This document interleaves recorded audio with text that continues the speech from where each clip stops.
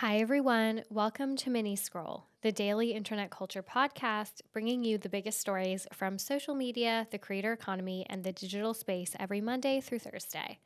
I'm your host, Lauren Meisner, the founder of the youth digital media brand Centennial World. Welcome to Mini Scroll, everyone.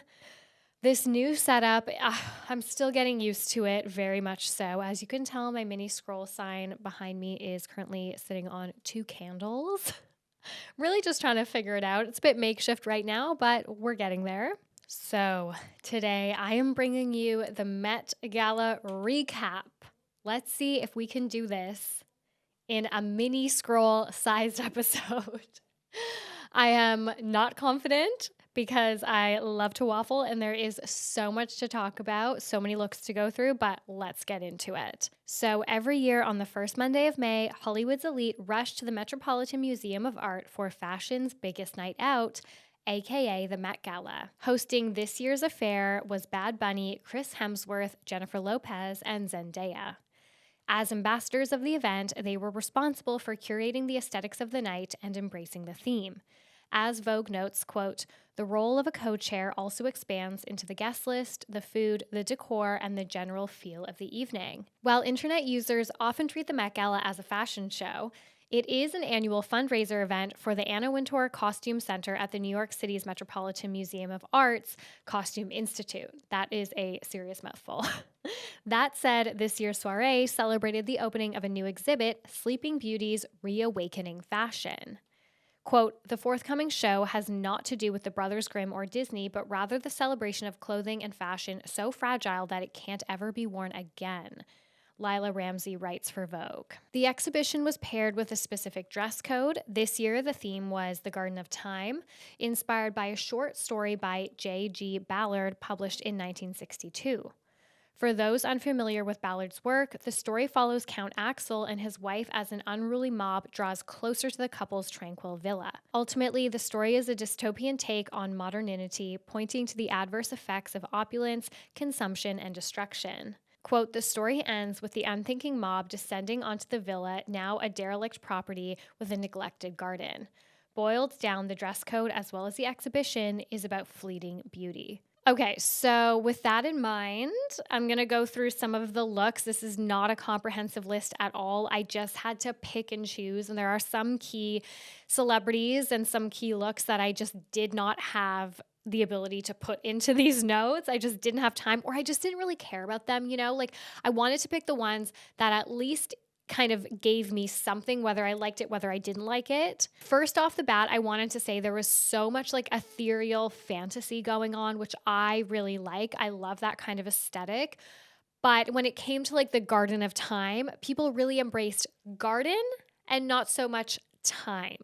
Annabelle was saying before there was such a missed opportunity for someone to come with like a million watches, like all up their sleeves, or, anything that was like more signifying of time. I know that Tyla did have that hourglass purse, which was so sick. But other than that, like there wasn't a ton of like time imagery going on.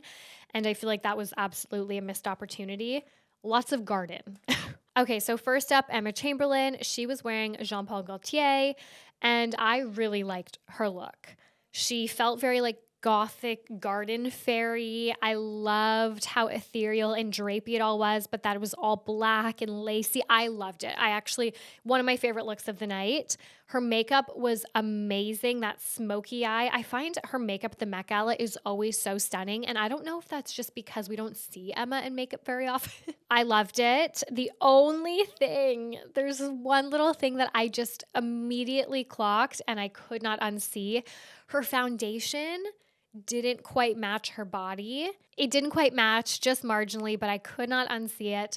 But I loved that she embraced her natural skin tone. Like she didn't have a spray tan.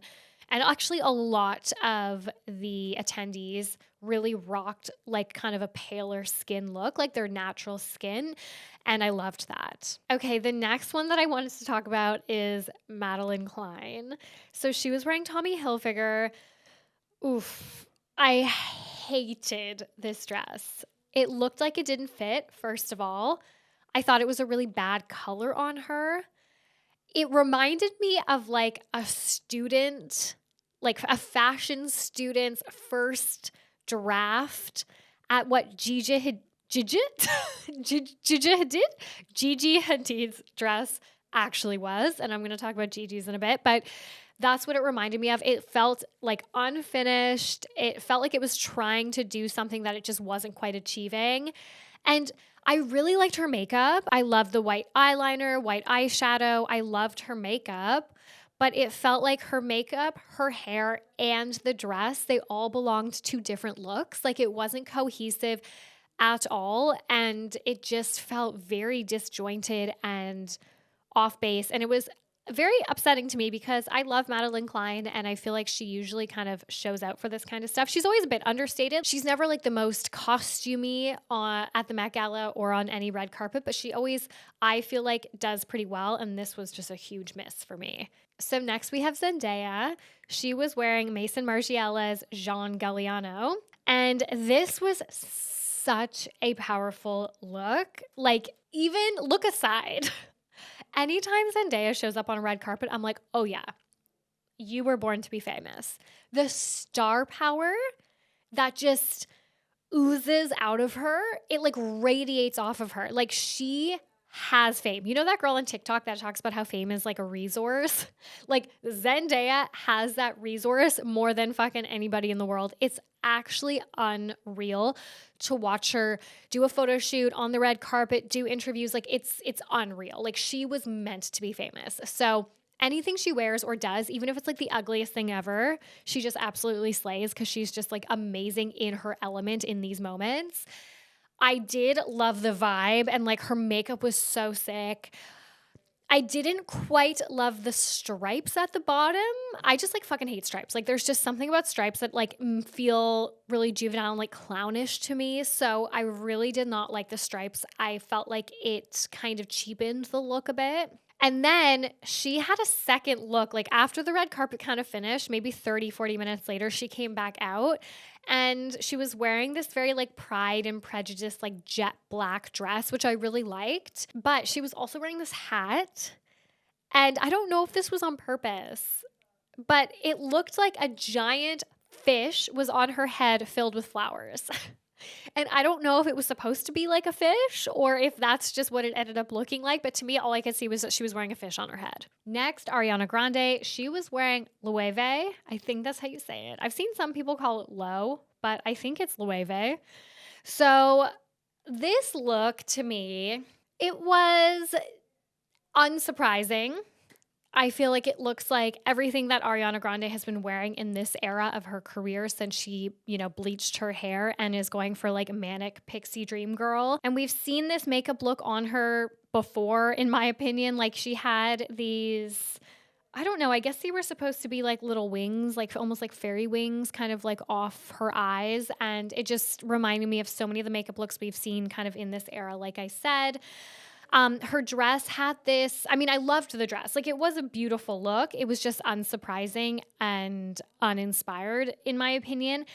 I liked how it had this dropped waist kind of toga inspired skirt that we saw a little bit of. We saw a little bit of like this toga vibe going on the red carpet. But yeah, altogether, obviously beautiful look. I think she looked like healthy and glowing. She looked the best she's looked in a really long time, in my opinion, on this red carpet. But we have seen this from her many times before, in my opinion, over the last couple of years. Okay, Gigi Hadid, obsessed. Obsessed! Okay, so she was wearing Thom Browne. And it was so Thom Browne. Like it was so obvious. I'm not even a fashion girly. And I was like, that's got to be Thom Browne. I loved this. I could not stop looking at it. And I have no idea if that's like a popular opinion or not. I haven't really seen anyone talking about Gigi's look, but I freaking loved it. I thought it was exactly, in my opinion, it wasn't necessarily Gigi, but it was very Thom Browne. It was exactly how like I would picture that designer interpreting this theme. The way that I perceived it, it was like, Gigi shedding this kind of more masculine energy and emerging as this, beautiful feminine flower. And it was just, the symbolism was so spot on. Like, I don't even know if you could call it symbolism. Like it was just like handed to us on a plate, but I loved it. Like I loved looking at her dress. It was so interesting to look at. And that's what I want from the Met Gala, right? Like, it doesn't necessarily need to be the most beautiful thing. It doesn't need to necessarily be like the most fashion forward thing. I just want it to be cool to look at. And that for me, like Gigi's look for me was that. Someone else I loved looking at was Lil Nas X. He was wearing Lure and he had 50,000 Swarovski crystals all over this white suit. And he had these sick nails. Like, honestly, okay, this is going to sound so unhinged, but they did remind me of Trisha Paytas's nails when she used to get like bejeweled nails all the time when she first started ASMR like 8 years ago. They did kind of remind me of Trisha Paytas's nails, but loved them. Very cool. I don't know if this was necessarily on theme, but I thought it was so sick to look at. It was so interesting. And he did have the flower, like he had a flower brooch thing. And I don't know, it was sick. Okay, Dua Lipa. I hate to say it. So she was in Marc Jacobs, but I really did not like this. Somehow this look was both not boring at all and like the most boring thing that I've seen on the red carpet. Like, if you asked me to describe what Dua Lipa wore on the red carpet, even though I have literally looked at so many photos of the Met Gala in preparation for this episode, I, wrote this, I put her photo in, I couldn't even tell you what she wore. Like, it was so not memorable and I don't quite know why. And I know year after year, we watch celebrities come on the Met Gala red carpet and we're like, that is not on theme, but I like it anyways or whatever. For me, being on theme is so important to the Met Gala. Like, that's one of the major things that I look at. If it's interesting to look at and if it's on theme. Those two things I care about a lot. And if it's not like so obviously on theme, like if I'm having a hard time understanding if it's on theme, then to me it's not on theme. So it could be on theme, but for me it's not. Next, we have Kylie Jenner. She was wearing Oscar de la Renta, and I mean, this was incredibly boring. I know it was based off of like a statue, but wow, this was so boring. The only thing that I think we haven't really seen Kylie do that she did in this look was the cone bra, but this literally just looks like every really chic, elegant look that we've seen Kylie do on a red carpet. I don't know, we've seen it 100 times before. The problem with Kylie and also Kendall, and actually I would also argue Khloe Kardashian, but Khloe wasn't at the red carpet at the Met Gala. I'll talk about Kendall in a second, but the problem is that they care the most about looking hot. And I think that impacts the looks that they actually could pull off. And when it comes to Kylie, it's so disappointing because we've seen Kylie let her guard down and like rough it up and be like, quote unquote, like ugly in a photo shoot. Like, you know what I mean? Like really be like artistic and avant-garde and really cool, like this edgy grittiness. We've seen that from her in photo shoots before and in her modeling. But anytime she steps out in public or does a red carpet or does a fashion week or whatever, she cannot let her guard down. We never see that energy from her. She has to put this guard right back up where she's just like this stone-walled hot Kardashian. And it's such a shame because she has so much potential. Like, we've seen the modeling shots. She should have been the model in the family.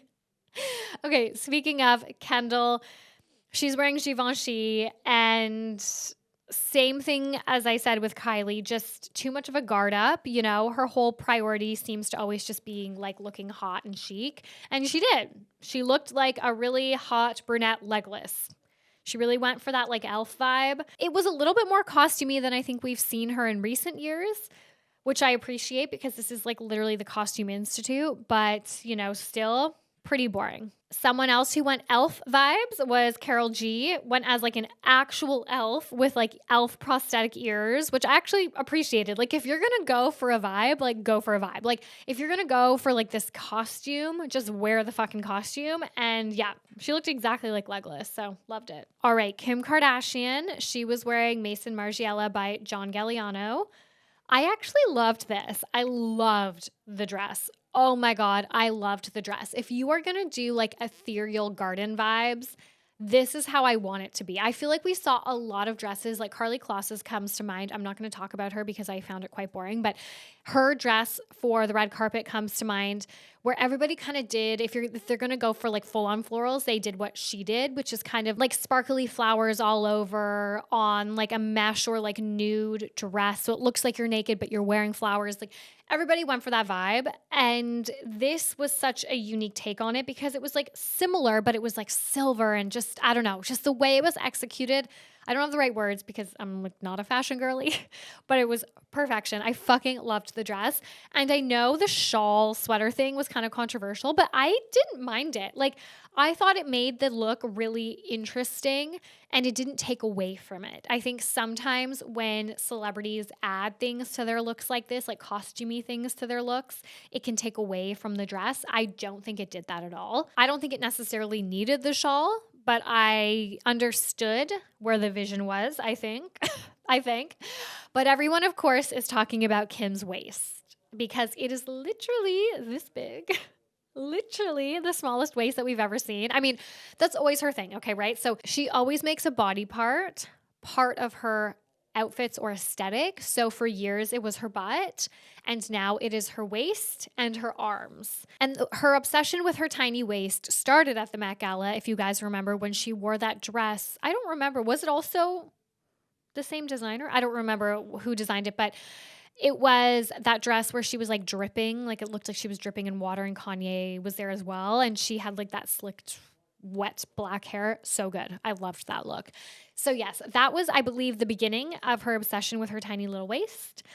And everybody's like, did she get ribs removed? How is she doing this? I think we forget how tiny Kim Kardashian is. Like, she's very curvy. So she looks, I think, like bigger than she actually is on our screens. But she herself, she's like 5 foot. Like, she is like a tiny little Polly Pocket. And her hip to waist ratio has always been quite extreme. And I think over the years with her BBLs and things like that, you know, that's only become more exaggerated. So I do believe this is her real waist, and it is wild because it's so small, but she is so small. Like, she is like a tiny person. I think if you saw her in person, you would be shocked at how tiny she actually is. I don't think she's had like ribs removed or anything like that. I think she's just wearing like a really aggressive corset.